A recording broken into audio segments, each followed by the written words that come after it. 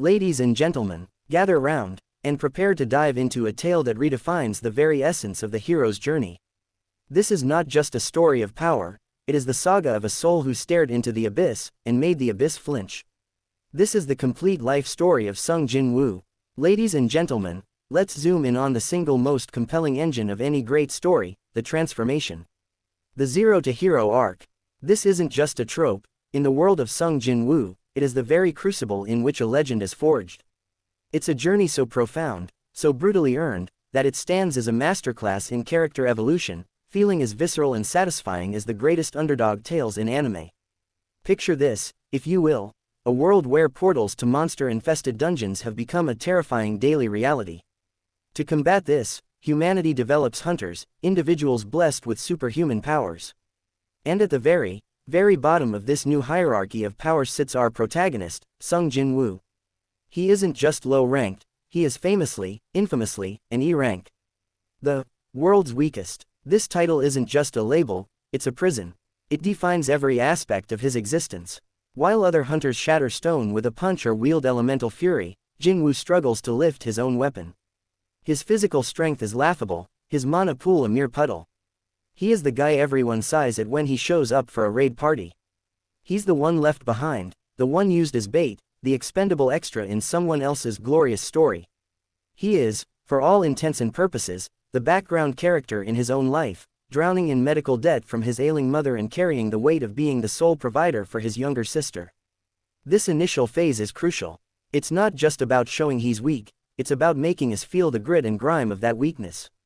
We see the desperation in his eyes as he takes on suicidal missions because no one else will have him.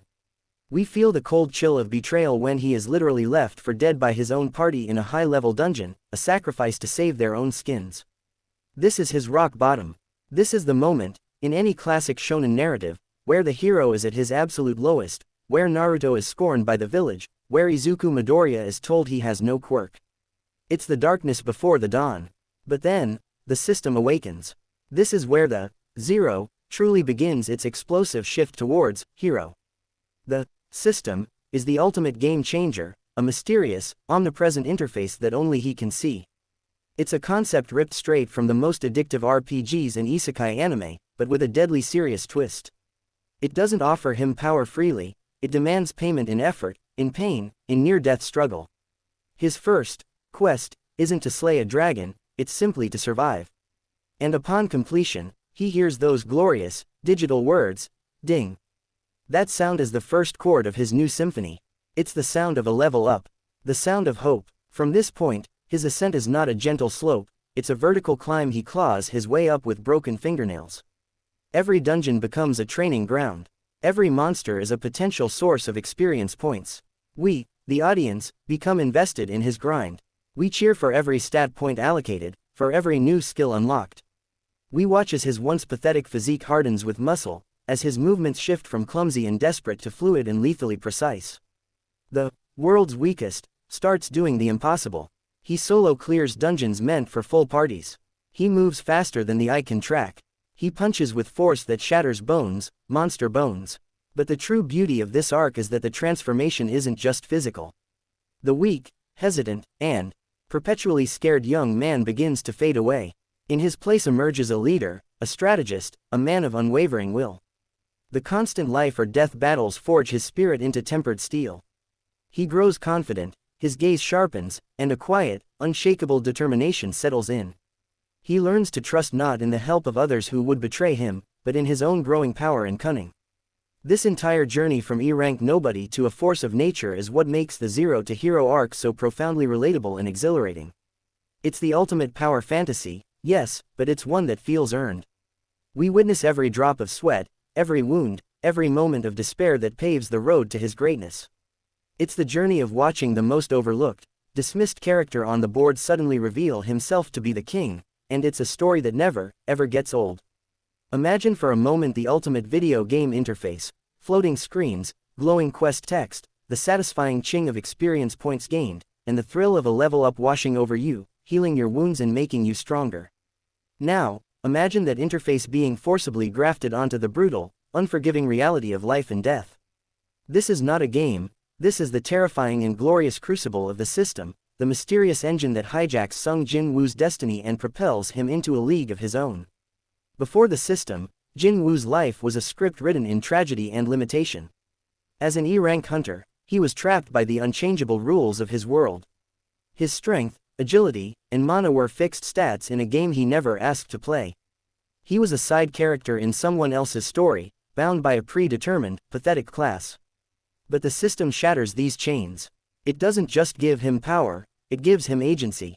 It presents his life as a series of objectives, stats, and skills, things that can be managed, optimized, and most importantly, improved. This is a concept any fan of role-playing games or isekai anime will instantly recognize and thrill to. It's the status screen, made manifest, the ultimate power fantasy tool. The genius of the system, and what makes it so compelling to witness, is its brutal, game-like logic applied to real-world stakes. It doesn't care if Jin-Woo is tired or scared. It issues daily quests. Fail to complete them, and the penalty isn't a simple, game over, screen, it's the permanent, horrifying loss of his hard-earned powers and stats. This constant, high-stakes pressure transforms his daily existence into a relentless training montage. A simple quest like, run 10 kilometers, becomes a life-or-death marathon, pushing his body beyond its limits because failure means being weakened, and being weakened in a dungeon means death. This is the system's core philosophy: grow or be erased. And then there are the instant dungeons. Imagine walking down a familiar street only to have the world suddenly glitch, the colors drain away, and the entire area be sealed off by a mysterious, invisible force. Normal people are frozen in time, and Jin-Woo is left alone inside a pocket dimension teeming with monsters. This is the system's personal training ground, a hellish, private arena that can appear anywhere, at any time. There is no escape, no backup. It's just him against a world of enemies, forcing him to adapt, to fight, and to conquer. It's a constant, unpredictable trial by fire that hones his skills and reflexes to a razor's edge. But the true magic, the moment that delivers a visceral thrill every single time, is the ding. This iconic sound effect is the auditory symbol of his ascent. It's the reward for surviving the impossible. It's the sound of a quest being completed, a level being gained, a stat point being allocated. With that sound, we feel his exhaustion wash away, replaced by a surge of newfound power. We see his wounds close, his mana replenish, and his resolve harden. Each ding is a step further away from the weakling he once was and a step closer to the sovereign he will become. The system, therefore, is far more than a convenient plot device. It is a character in its own right, a ruthless, enigmatic, and demanding mentor. It doesn't offer comforting words or gentle guidance. It offers objectives and rewards consequences with power and failure with ruin. It is the ultimate manifestation of the idea that power must be earned through relentless effort and unwavering will.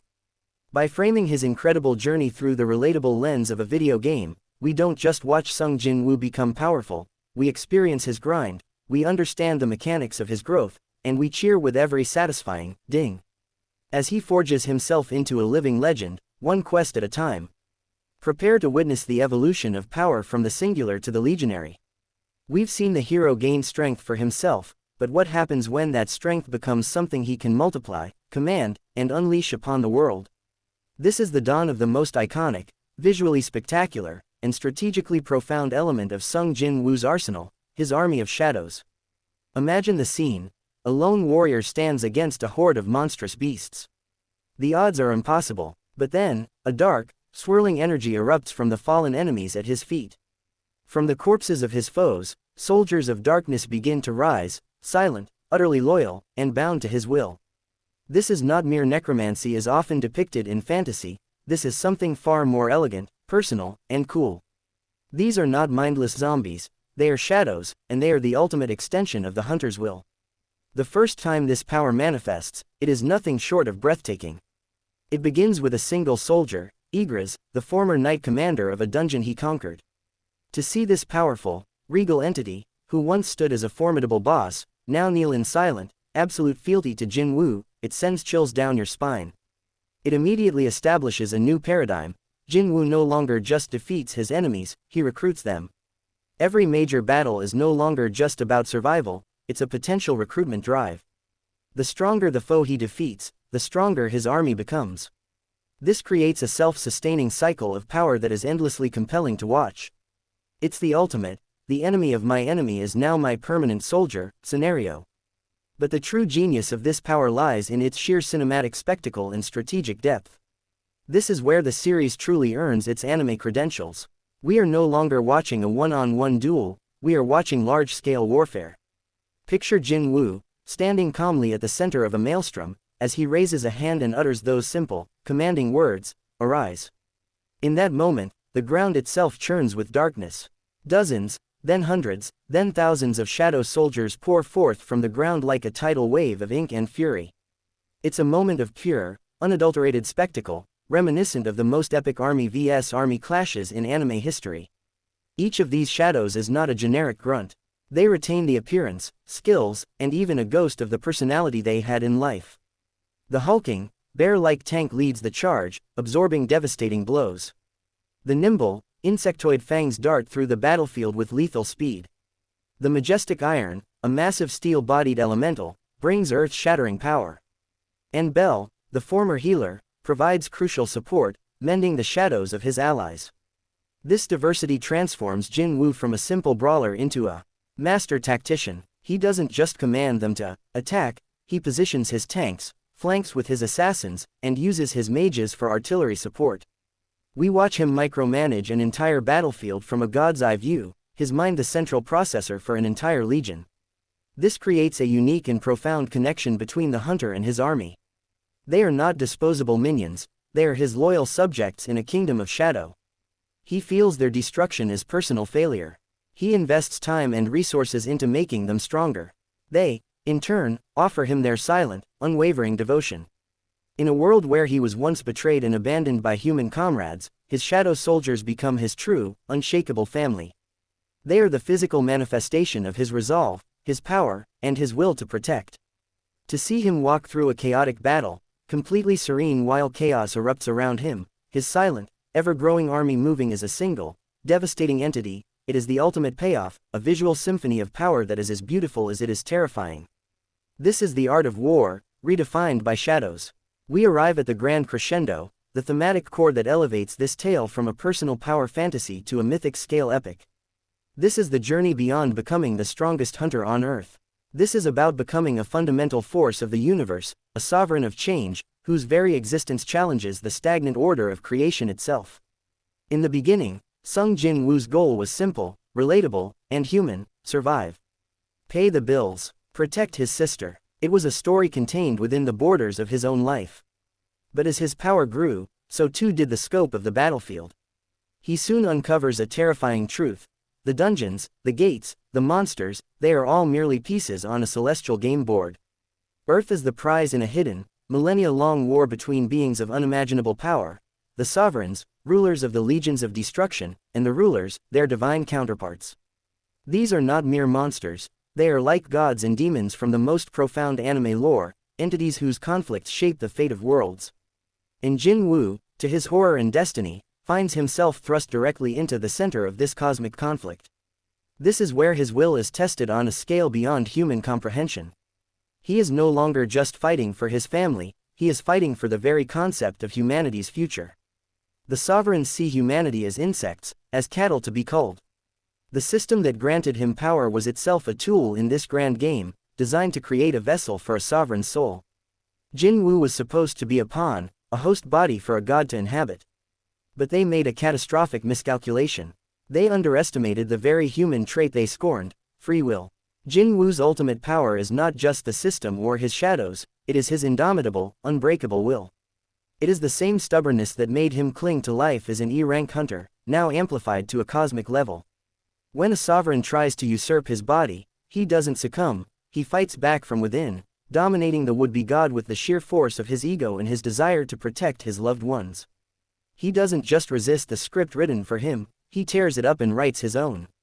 This is the ultimate underdog story, because even when faced with gods, Jin-Woo refuses to kneel. His evolution into the Shadow Sovereign is therefore not just an acquisition of power, it is a declaration of independence. He becomes the wild card, the anomaly that neither side accounted for. He is a human who has seized the power of a god, but retains the heart of a brother and a son. This unique position makes him the only one capable of challenging the cruel, cyclical nature of this eternal war. He is not fighting to help the rulers or to join the sovereigns, he is fighting to break the cycle altogether. He seeks to create a third path, a future where humanity is not a prize to be won, but the master of its own destiny. This transforms him from a national hero into a global, and indeed, universal, guardian. His battles are no longer in dungeons, but in dimensional pockets and in the skies above cities, clashing with angelic rulers and monstrous sovereigns with the fate of billions hanging in the balance. Every decision he makes carries the weight of worlds. His army of shadows is no longer just a tool for clearing dungeons, it is a legion to stand against the armies of heaven and hell. This is the final, breathtaking stage of his journey. The boy who was once powerless becomes the man who holds the power to redefine reality itself. He is the embodiment of the idea that one person's resolve, no matter how insignificant its origins, can become the fulcrum upon which the universe tilts.